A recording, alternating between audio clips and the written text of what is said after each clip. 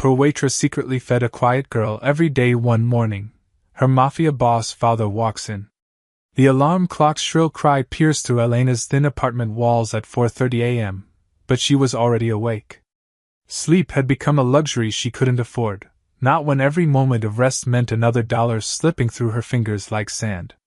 She rolled off the lumpy mattress that served as her bed, her back aching from the springs that had given up their fight months ago. The mirror in her cramped bathroom reflected a woman who looked older than her 26 years. Dark circles shadowed her brown eyes, and her once vibrant auburn hair now hung limp around her shoulders. But Elena forced a smile at her reflection, the same smile she'd wear for the next 16 hours at Murphy's diner. It was armor, that smile. Protection against a world that seemed determined to break her. Another day, another chance, she whispered to herself, repeating the mantra that had kept her going for the past 8 months. The walk to Murphy's diner took 15 minutes through the gray streets of the industrial district. Elena couldn't afford the bus fare. Every penny was already spoken for, promised to the loan sharks who circled her life like vultures. The mathematical precision of her poverty was suffocating: rent, utilities, minimum payments on the crushing medical debt, and whatever scraps remained went to keeping herself alive. Her mother's cancer treatment had cost everything. Every savings account drained, every credit line maxed, every favor called in. And when the bank said no, when insurance fell short, when traditional lenders turned their backs, Elena had made the desperate choice that haunted her every waking moment. She'd borrowed from people who didn't accept "I can't pay" as an answer. Murphy's diner squatted between a pawn shop and a laundromat like a forgotten relic from the 1950s. The neon sign flickered erratically, and the linoleum floors had seen better decades, but it was Elena's lifeline. 2 jobs, the morning shift at Murphy's and the evening shift at the factory, barely kept her afloat, but they kept her breathing. "Morning, sunshine," called Murphy from behind the grill, his Irish accent thick despite 30 years in America.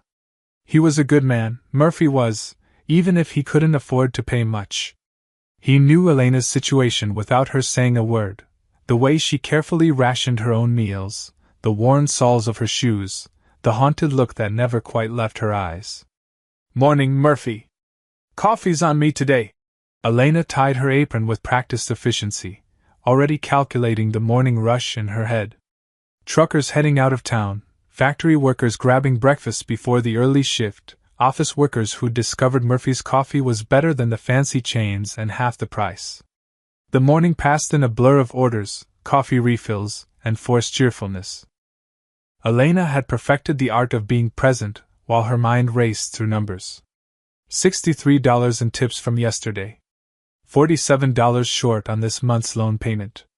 If she skipped lunch for the rest of the week, maybe she could stretch it. It was during the mid-morning lull that she first appeared.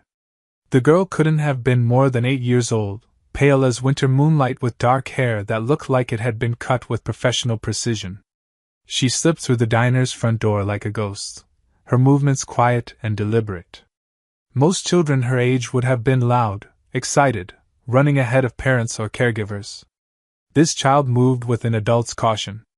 She took the corner booth, the one most adults avoided because it was too close to the kitchen's heat and noise. But it offered something the other tables didn't, a clear view of everything and everyone, with her back protected by the wall. Elena approached with her practiced smile, but something about the child made it feel more genuine. "Good morning, sweetheart. Are you waiting for someone?" The girl's eyes, dark blue, almost navy, assessed Elena with an intensity that was unsettling in someone so young. "Just me," she said simply, her voice barely above a whisper. "Well, just you need something to eat then." Elena glanced toward the door, expecting parents to arrive any moment. "What sounds good?" The girl's small hands rested flat on the table, and Elena noticed her clothes for the first time. The dress was simple but elegant, the kind of understated expensive that didn't announce itself unless you knew what to look for. The shoes, tiny designer flats that probably cost more than Elena made in a week. "I don't have money," the girl said matter-of-factly, as if this was a normal situation for an 8-year-old to navigate alone. Elena's heart did something complicated in her chest. She'd been this girl once, not wealthy, but forgotten, left to figure out the adult world with child-sized understanding. That's okay, sweetheart. How about some pancakes? Murphy makes the best pancakes in the city. She should have asked more questions. Should have called someone, found out where the girl's parents were, followed protocol. But something in those navy eyes reminded Elena of herself at that age. Proud, scared, and desperately trying to appear stronger than she felt. Murphy raised an eyebrow when Elena ordered pancakes for table 7 without payment, but he didn't question it. He'd seen Elena give away more than she could afford before. It was just who she was. The girl ate slowly, methodically, as if she was memorizing the taste. She watched Elena work, those dark eyes tracking every movement, every interaction with other customers. When Elena refilled her orange juice without being asked, the girl's carefully composed expression cracked just slightly, revealing something vulnerable underneath. "What's your name?" Elena asked during another lull, sliding into the booth across from her. "Isabella," the girl replied after a moment's hesitation. "I'm Elena. Do you live around here, Isabella?" A shake of the head. "Far away." "How did you get here?" "I walked." Elena's stomach tightened. A child, walking far distances to reach a diner where she had no money for food. Every instinct screamed that something was wrong, but Isabella seemed healthy, clean, well cared for in every way except the obvious one: she was alone. "Are your parents working?" Elena tried again. Isabella's expression shuttered closed like a door slamming. "I should go." "Wait." Elena reached across the table, not quite touching the girl's hand. "You don't have to tell me anything you don't want to. But if you're hungry, and you need somewhere safe to sit for a while, you can stay as long as you want." The offer hung between them like a bridge. Isabella studied Elena's face with that unnerving intensity, as if she could read intentions written in the lines around her eyes. "Why?" Isabella asked finally. "Because everyone deserves kindness," Elena said simply. "And because when I was your age, I wish someone had offered me the same thing." Isabella nodded once, a sharp, decisive movement. She stayed for another hour, finishing her pancakes and orange juice while Elena worked around her. When she finally left, she paused at the door. "Thank you," she said, and for the first time, she almost smiled. Elena watched her disappear into the afternoon crowd, something cold settling in her stomach. She told herself it was concern for a lonely child, but deep down, she felt like she'd just been evaluated, and somehow, she'd passed the test she didn't know she was taking. The rest of her shift passed normally, but Elena couldn't shake the feeling that Isabella's visit had changed something fundamental. She'd always believed that kindness was its own reward, that small gestures mattered even when no one was watching. She had no idea how wrong she was about no one watching. That evening, as Elena trudged to her second job at the factory, she didn't notice the black sedan that had been parked across from Murphy's all day. She didn't see the man in the expensive suit who'd observed every moment of her interaction with the child. And she certainly didn't know that Isabella's walk to the diner had been anything but random. Elena's simple act of kindness had just set in motion a chain of events that would either save her life or destroy it completely. In her world of crushing debt and desperate choices, she'd unknowingly caught the attention of someone whose own choices were far more dangerous than anything she could imagine. The test had begun, and Elena didn't even know she was taking it. Isabella returned 3 days later, slipping through the diner's door during the same mid-morning lull like a shadow keeping an appointment with sunlight. This time, Elena was ready for her, or thought she was. "Good morning, Isabella," Elena called softly, already moving toward the corner booth with a glass of orange juice. The girl paused mid-step, and for a moment, Elena saw surprise flicker across her carefully controlled features. "You remembered?" "Of course I remembered."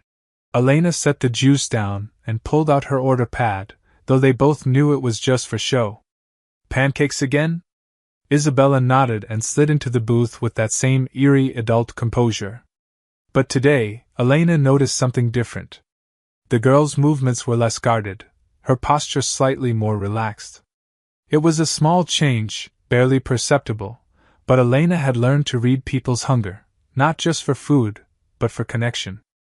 "You came back," Elena said, stating the obvious while she waited for Murphy to start the pancakes. "You said I could?" Isabella's voice was still barely above a whisper, but there was something new in it, a question disguised as a statement. "I meant it. This seat is yours whenever you need it." Over the following weeks, Isabella became as regular as the morning coffee rush. She arrived every Tuesday and Thursday at exactly 10:30 a.m., ordered the same breakfast, and observed Elena with those unnervingly intelligent navy eyes. But gradually, almost imperceptibly, she began to open up. It started with small things. Isabella would comment on Elena's hair ribbon or ask why Murphy spoke with a funny accent. She never asked personal questions, never pried into Elena's life, but she listened to everything with an intensity that made Elena feel like her words mattered. "Why do you always smile?" Isabella asked one Thursday, her fork hovering over her half-finished pancakes. Elena looked up from wiping down the counter, surprised by the directness of the question. "What do you mean?" "Even when you're tired. Even when that man yelled at you yesterday because his eggs were wrong. You still smile." Elena set down her rag and really looked at Isabella. The girl had been watching, cataloging, remembering details that most adults wouldn't notice. "I suppose. Because smiling is a choice. And even when everything else is going wrong, I can still choose to be kind." Isabella absorbed this with the seriousness of a scholar studying ancient texts. "My Nana used to say that. Before she died." It was the first personal detail Isabella had ever shared, and Elena felt the weight of the trust being offered. "Your grandmother sounds like she was wise." "She was. She said kindness is rare, so you should notice it when you see it." Elena's throat tightened unexpectedly. She was right about that. As the weeks passed, Elena began to notice details about Isabella that didn't quite add up. The girl's clothes were always impeccable, not just clean, but expensive in a way that whispered rather than shouted. Her shoes were Italian leather, soft as butter. Her small handbag, which she clutched protectively, bore the subtle logo of a French designer that Elena recognized from magazines she couldn't afford. But it wasn't just the clothes. Isabella's mannerisms spoke of careful training, the way she placed her napkin in her lap before eating, how she cut her pancakes into precise squares, the fact that she never left a single crumb on her plate. This was a child who had been taught proper etiquette by someone who understood it intimately. "Your parents must have good jobs," Elena ventured one morning, trying to sound casual. Isabella's fork stopped midway to her mouth. "I don't talk about my family. Of course not. I'm sorry for prying." But Isabella surprised her by continuing. "I like coming here because you don't ask questions about them. You just see me." The simple statement hit Elena like a physical blow. How many times had she felt invisible in her own life? How many times had people looked through her rather than at her? "You're easy to see," Elena said quietly. "You're smart and thoughtful, and you notice things other people miss." Isabella's carefully composed mask slipped for just a moment, revealing something raw and vulnerable underneath. "You really think so?" "I know so." What Elena didn't know was that every word of their conversations was being reported back to someone who lived in shadows and commanded respect through fear. Isabella's visits weren't the random wanderings of a neglected child. They were reconnaissance missions, carefully orchestrated to learn everything possible about the woman who had shown unexpected kindness to Vincenzo Moretti's most precious possession. Each Tuesday and Thursday, after Isabella left the diner, she would climb into a waiting car 3 blocks away. The driver, a mountain of a man named Sal, would ask the same question. "How did it go, little princess?" And Isabella would provide a detailed report. Elena worked 2 jobs and was always tired. She gave away food she couldn't afford to give. She smiled at customers who were rude to her. She asked gentle questions but never pushed when Isabella didn't want to answer. She had kind eyes that looked sad when she thought no one was watching. "Papa will want to hear about the loan sharks," Isabella had reported after her 4th visit, when she'd overheard Elena on the phone during her break, quietly begging for more time. "You did good, Principessa," Sal would say. Your papa is proud. But Isabella was beginning to feel something she hadn't expected: guilt. Elena treated her with genuine warmth, asked nothing in return, and had no idea she was being studied like a specimen under a microscope. The woman was drowning in debt, working herself to exhaustion, and still found the energy to care about a strange child who appeared in her diner twice a week.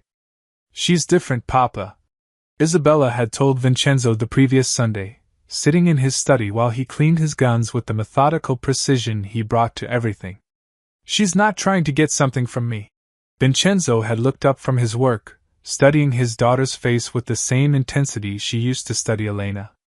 And that's exactly why she's interesting, mia cara. Keep watching. Keep learning. But as Isabella sat in Murphy's diner, watching Elena serve coffee to truckers and comfort a crying toddler whose mother looked overwhelmed, she began to understand something her father might not have anticipated. Elena wasn't just kind because it served her purposes, she was kind because it was who she was, down to her bones.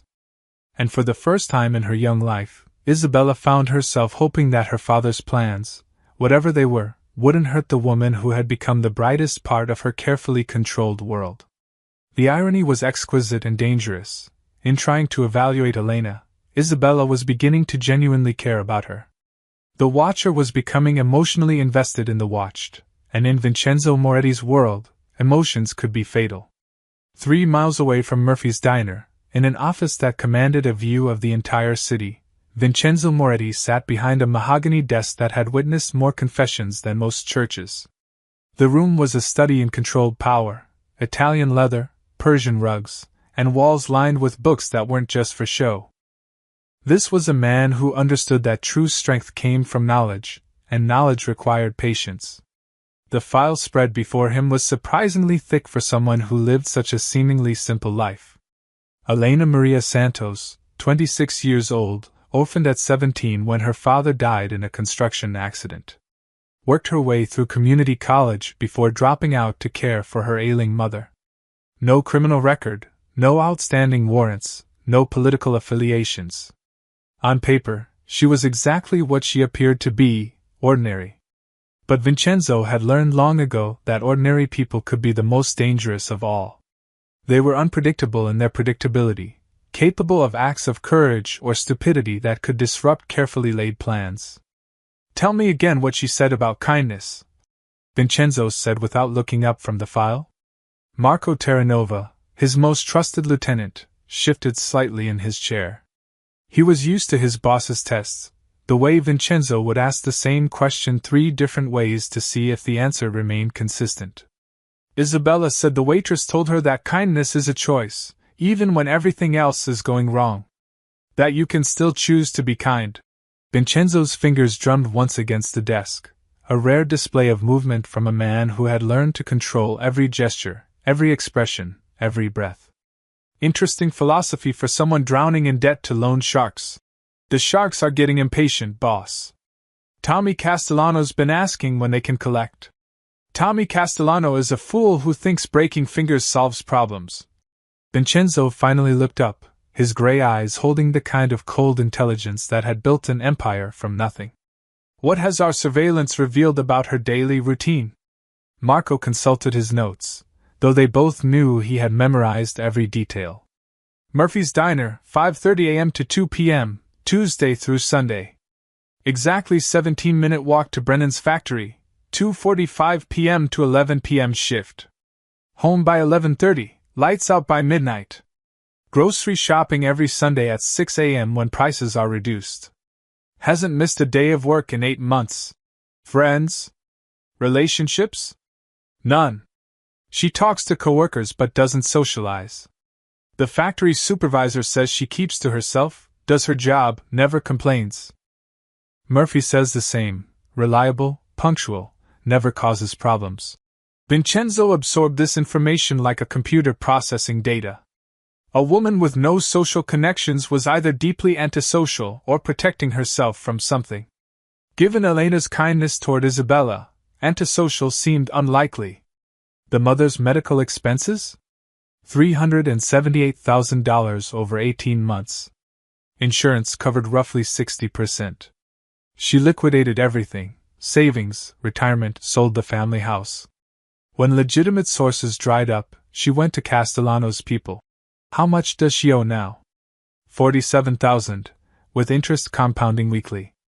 At her current income rate, she'll never pay it off. Castellano knows this. He's waiting for her to default completely so he can leverage her into other work.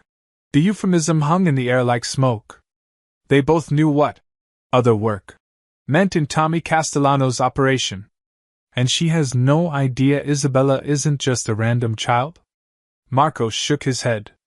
Our people confirm she's never made any attempts to follow Isabella, never asked other customers about her, never called child services. She treats her exactly like what she thinks she is, a neglected kid who needs a hot meal. This was what fascinated Vincenzo most.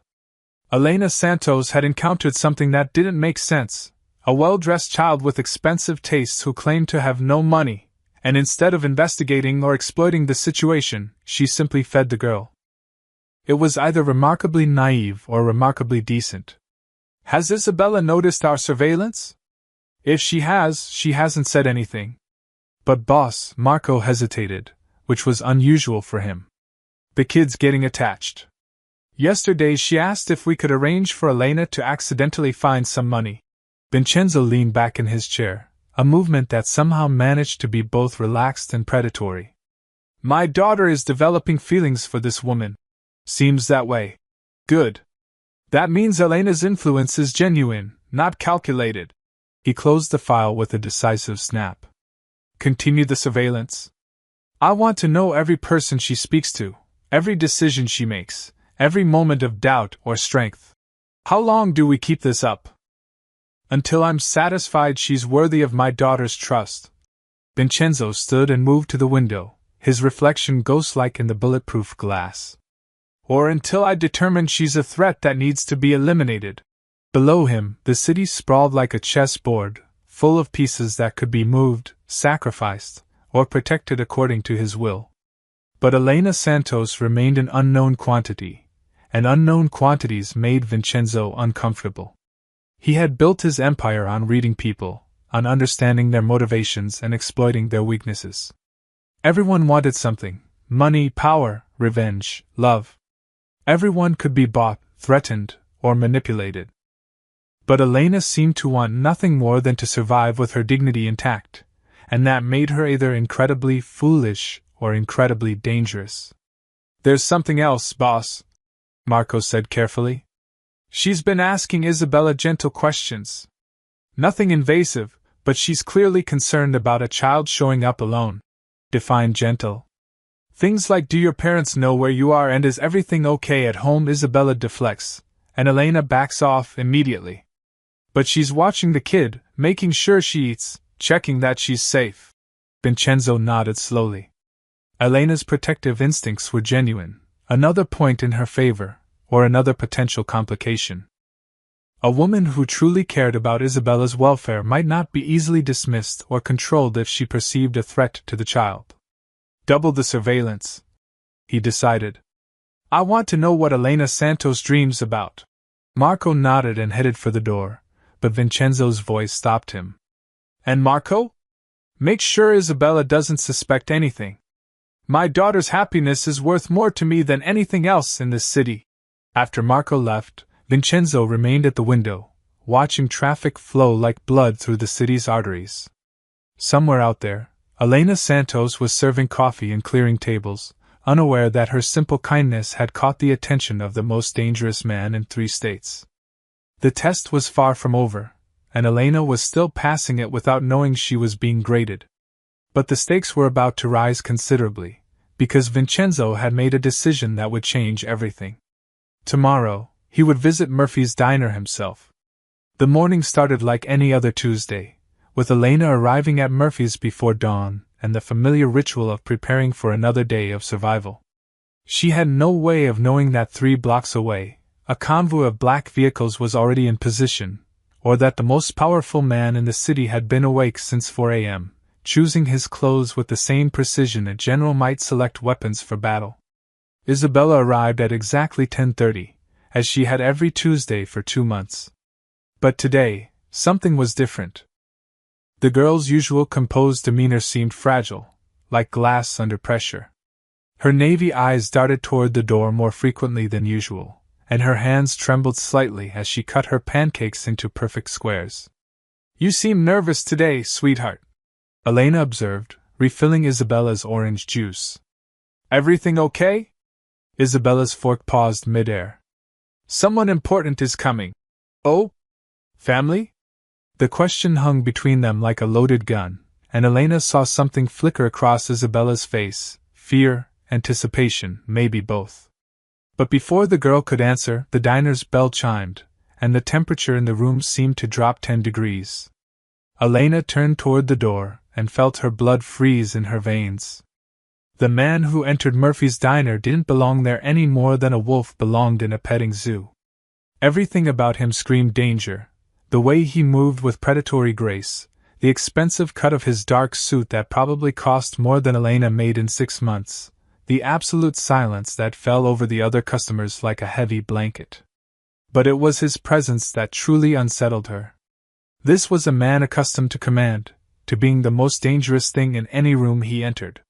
His silver hair was perfectly styled, his face could have been carved from marble, and his gray eyes swept the diner with the cold assessment of someone who saw everything and forgot nothing. The truckers at the counter suddenly found their coffee cups fascinating. The elderly couple in booth 3 stopped talking mid-sentence. Even Murphy, normally jovial and loud, went quiet behind the grill. Elena's hand instinctively moved to her apron pocket, where she kept the small canister of pepper spray that had never made her feel safe but was better than nothing. Every instinct screamed at her to run, but her feet seemed rooted to the linoleum floor. Then Isabella did something that shattered Elena's understanding of reality. The girl slipped out of the corner booth and ran toward the dangerous stranger, her composed mask finally falling away to reveal what she truly was: a child who had been waiting for someone she loved. "Papa!" Isabella's voice rang out clear and bright, cutting through the suffocating silence like a knife through silk. The word hit Elena like a physical blow. Papa!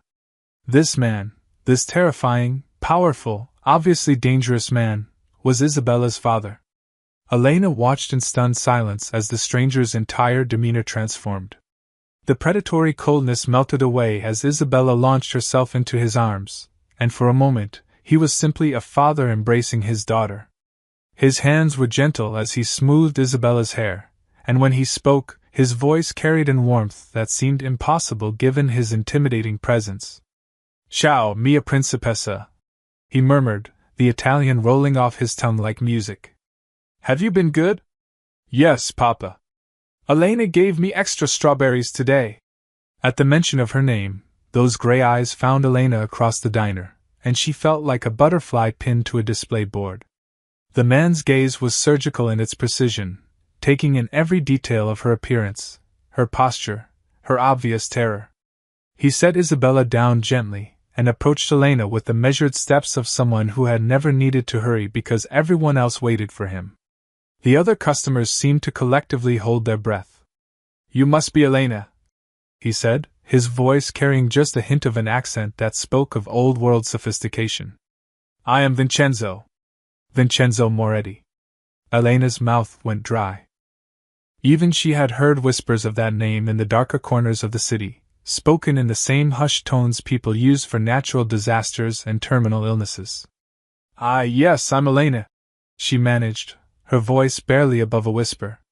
Vincenzo slid into the booth opposite where Isabella had been sitting, moving with fluid grace that somehow made the simple action seem elegant. His presence filled the small space like smoke, and Elena found herself sitting across from him without consciously deciding to do so. "Coffee, please," he said politely, as if this were a normal customer interaction and not the most terrifying moment of Elena's life. Elena's hands shook as she poured coffee from the pot she'd grabbed from the warmer. The cup rattled against the saucer when she set it down, the small sound unnaturally loud in the continued silence of the diner. "My daughter speaks very highly of you," Vincenzo said, adding cream to his coffee with the same precision he seemed to bring to everything. "She tells me you've been kind to her. She's a lovely child," Elena replied, her voice steadier than she felt. Any parent would be proud. Something flickered behind Vincenzo's eyes, approval, perhaps, or maybe amusement at her diplomatic response. Yet you never asked where her parents were. Never questioned why an 8-year-old girl appears in your establishment alone, twice a week, claiming to have no money. The words were delivered without accusation, but Elena heard the test within them. This was a man who noticed everything, who filed away every detail for later use. I figured if she needed help, she would ask for it, Elena said carefully. Children don't usually volunteer information to strangers. Wise policy. Vincenzo took a sip of his coffee, never breaking eye contact with Elena. Tell me, what do you know about loyalty, Elena Santos? The use of her full name sent ice through Elena's veins. This man knew exactly who she was, probably knew more about her than she remembered about herself. I know it's earned, not demanded, she replied, drawing on reserves of courage she didn't know she possessed. Vincenzo smiled then, a real smile, not the predatory expression she'd expected. My daughter was right about you. You are. Interesting. Isabella had climbed back into the booth beside her father, watching the interaction with those sharp navy eyes. Elena realized the girl had been preparing for this moment, had probably known it was coming. Tell me about your debts, Vincenzo said, the words falling like stones into still water. Elena's coffee cup rattled against its saucer as she set it down, her hands betraying the terror she was trying so hard to hide. The question hung in the air like a blade, and she realized with crystalline clarity that lying to this man would be the last mistake she ever made. I owe $47,000, she said quietly, her voice barely audible above the hum of the diner's ancient air conditioning. To Tommy Castellano's people. Vincenzo's eyebrows rose slightly, not in surprise, she realized, but in acknowledgement that she'd chosen honesty over self-preservation. My daughter has been reporting your conversations to me for 2 months, Elena. I know about your mother's medical bills. I know about your 2 jobs, your 17-minute walks, your Sunday morning grocery runs when the prices are marked down. I know you haven't missed a day of work in 8 months, and I know you give away food you can't afford to give. Each revelation hit Elena like a physical blow. Isabella, sweet, lonely Isabella, had been spying on her.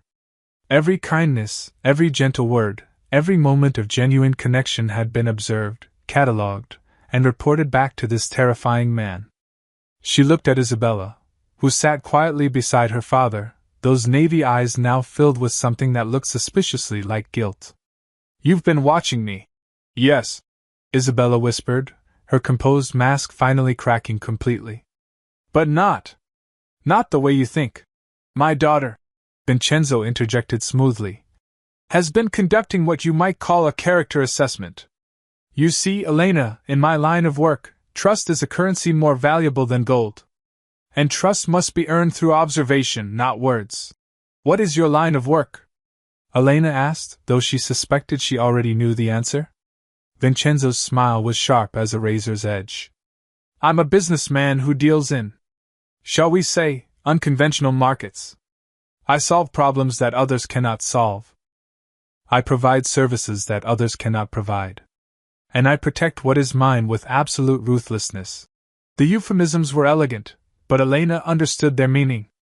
This man was exactly what the whispered stories claimed, someone who operated outside the law, above the law, beyond the reach of conventional justice. Why? Elena managed to ask. Why have you been watching me? Because, Vincenzo said, leaning forward slightly, my daughter has never shown interest in anyone outside our family before. She has tutors, trainers, bodyguards, all the finest money can buy. But she has never once asked to spend time with someone simply because she enjoys their company. Isabella reached across the table and touched Elena's hand with fingertips that trembled slightly. You were the first person who looked at me and saw just me. Not Papa's daughter, not a responsibility, not a target. Just Isabella. The words broke something inside Elena's chest. Despite everything, the surveillance, the deception, the danger, the connection between her and this child had been real. I need to offer you a choice, Elena. Vincenzo said, his voice taking on the formal tone of someone conducting business. You can walk away right now. Leave this diner, leave this city, and never see my daughter again. I will ensure your debts are forgiven, your safety is guaranteed, and you receive enough money to start over wherever you choose. Elena's heart hammered against her ribs. Freedom.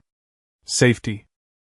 A chance to escape the crushing weight of debt that had been slowly killing her for months. It was everything she had prayed for in her darkest moments. Or, she asked, because she could see in Vincenzo's eyes that there was an alternative. Or you accept a position in my household as Isabella's companion. Not a nanny, not a tutor, but someone who can give her what money cannot buy, genuine friendship. Someone who sees her as a child, not as Vincenzo Moretti's daughter. The offer hung between them like a bridge over an abyss. Elena understood the implications immediately. Accepting meant entering Vincenzo's world, a world where trust was currency and betrayal was death, where violence was a business tool and loyalty was enforced with blood. If I stay, Elena said carefully, what happens to me? You become family, Vincenzo replied. And family in my world means protection, resources, and power. It also means that betrayal carries consequences you cannot imagine. Isabella's hand tightened on Elena's fingers. Please, she whispered. I know Papa seems scary, but he's not. He just wants to keep me safe. And I want to keep you safe too. Elena looked around the diner, at Murphy, who was pretending not to listen while cleaning the same glass for the 5th time, at the truckers who were still avoiding eye contact, at the life she'd built from scraps and determination. It wasn't much, but it was hers. Then she looked at Isabella, really looked at her.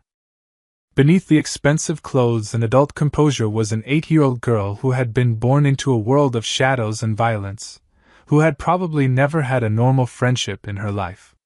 What exactly would my responsibilities be? Elena asked. To be Isabella's friend, Vincenzo said simply.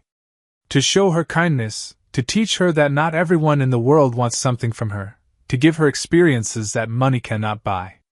In return, you will want for nothing. Your debts will disappear, your safety will be absolute, and you will have access to resources most people can only dream of. And if I want to leave someday? Vincenzo's expression grew serious. That would depend entirely on how much you learn about my business operations. Some doors, once opened, cannot be closed again. Elena felt the weight of the decision pressing down on her like a physical thing. Choose safety and abandon Isabella to a world of isolation and artificial relationships. Or choose the child and step into a darkness she couldn't fully comprehend. She thought about her mother, who had taught her that kindness was never wasted, even when it seemed to go unnoticed. She thought about Isabella's lonely eyes and the way the girl had lit up when Elena treated her like a normal child. I need to know one thing, Elena said, her voice steady despite the magnitude of the moment. If I stay, will I be able to live with myself? Vincenzo studied her face with that surgical intensity she was beginning to recognize. That, Elena Santos, will depend entirely on who you choose to become. Elena closed her eyes for a moment, feeling the weight of 2 futures pressing against her consciousness. In one direction lay freedom, a chance to disappear into anonymity, to start over somewhere far from loan sharks and dangerous men who spoke in euphemisms. In the other direction lay a child who had never experienced unconditional friendship, who had been surrounded by bodyguards and tutors but never by someone who simply cared about her happiness. When Elena opened her eyes, she found Isabella watching her with an expression that was heartbreakingly adult, the look of someone who had learned not to hope too hard because disappointment was a luxury she couldn't afford. I choose Isabella, Elena said quietly, the words falling into the diner's silence like stones into deep water. The transformation on Isabella's face was immediate and radiant. The careful composure cracked completely, revealing the 8-year-old child underneath, and she launched herself across the table to wrap her arms around Elena's neck. Really? You really want to stay with me? Elena hugged the girl back, breathing in the scent of expensive shampoo and something indefinably innocent. Really. Though I have a feeling my life is about to become very different. Vincenzo watched this exchange with an expression Elena couldn't quite read: satisfaction, perhaps, or maybe relief. Different is an understatement, he said, pulling out his phone and sending a quick text. Marco will handle the transition. Your debts will be resolved by this afternoon. Your personal belongings will be moved to the estate by evening. Just like that? Elena, Vincenzo said, his voice carrying the weight of absolute authority. You have just agreed to become part of an organization that controls significant portions of this city's commerce. When I say something will be done, it is not a suggestion, it is a statement of fact. The reality of what she'd committed to began settling over Elena like a heavy cloak. She was no longer Elena Santos, struggling waitress with crushing debt. She was about to become something else entirely. But what, exactly? There are rules in my world, Vincenzo continued, as if reading her thoughts. Rules that exist to protect both you and my family. You will learn them gradually, but understand this from the beginning: discretion is not optional, loyalty is not negotiable, and betrayal is not survivable. Elena nodded, her throat dry. And my job here? Consider your employment at Murphy's Diner terminated as of this moment. Vincenzo stood and placed several $100 bills on the table, more money than Elena made in 2 weeks. Murphy understands the situation. Elena looked toward the grill, where Murphy was studiously avoiding eye contact while flipping pancakes with unnecessary vigor. She realized that everyone in the diner understood exactly what had just transpired, and no one would ever speak of it. Come on, Isabella said, tugging on Elena's hand. I want to show you my room, and the library, and the garden where Nana used to grow roses. As they prepared to leave, Vincenzo placed a hand on Elena's shoulder, a gesture that could have been paternal or threatening, depending on interpretation. One more thing, Elena. In accepting this position, you have earned my protection, but you have also accepted my authority. I am not a cruel man, but I am an absolute one. As long as you remember that Isabella's safety and happiness are my primary concerns, we will have no problems. Elena met his gray eyes steadily. And if something happens to you? What becomes of Isabella then? The question clearly surprised him. Not many people dared to contemplate Vincenzo Moretti's mortality to his face. But after a moment, he smiled with what might have been genuine respect. Then you will have already proven yourself worthy of the responsibility I'm placing in your hands. As they walked toward the diner's exit, Elena caught sight of her reflection in the window. She looked the same auburn hair, same tired eyes, same worn uniform. But something fundamental had shifted. She was no longer a woman drowning in circumstances beyond her control. She had chosen her path, dangerous as it was. Elena? Isabella asked as they stepped into the morning sunlight, where a black sedan waited with engines running. Are you scared? Elena considered the question honestly. Terrified, she admitted. But sometimes the right choice is the scary one. Isabella squeezed her hand as they approached the car. Papa says that courage isn't about not being afraid, it's about doing the right thing even when you are afraid. Your father is a wise man. He's also very dangerous, Isabella said matter-of-factly. But he won't hurt you as long as you don't hurt me. And you won't hurt me, will you? Never, Elena promised, meaning it with every fiber of her being. As the sedan pulled away from Murphy's Diner, Elena watched her old life disappear in the rearview mirror. She had no idea what awaited her in Vincenzo Moretti's world, but she knew one thing with absolute certainty: she had made the only choice her heart would allow. Welcome to the family, Elena, Vincenzo said from the front seat, his voice carrying both warmth and warning. Kindness is a strength, but in my world it can also get you killed. Remember that. Elena nodded, understanding that her real education was just beginning. She had entered a world of shadows and power, where loyalty was currency and trust was earned in blood. But beside her sat a little girl who had never known unconditional love, and for Isabella's sake, Elena would learn to navigate whatever darkness lay ahead. The poor waitress was gone. In her place sat someone who would need to be stronger, smarter, and more dangerous than she had ever imagined possible. The transformation had begun.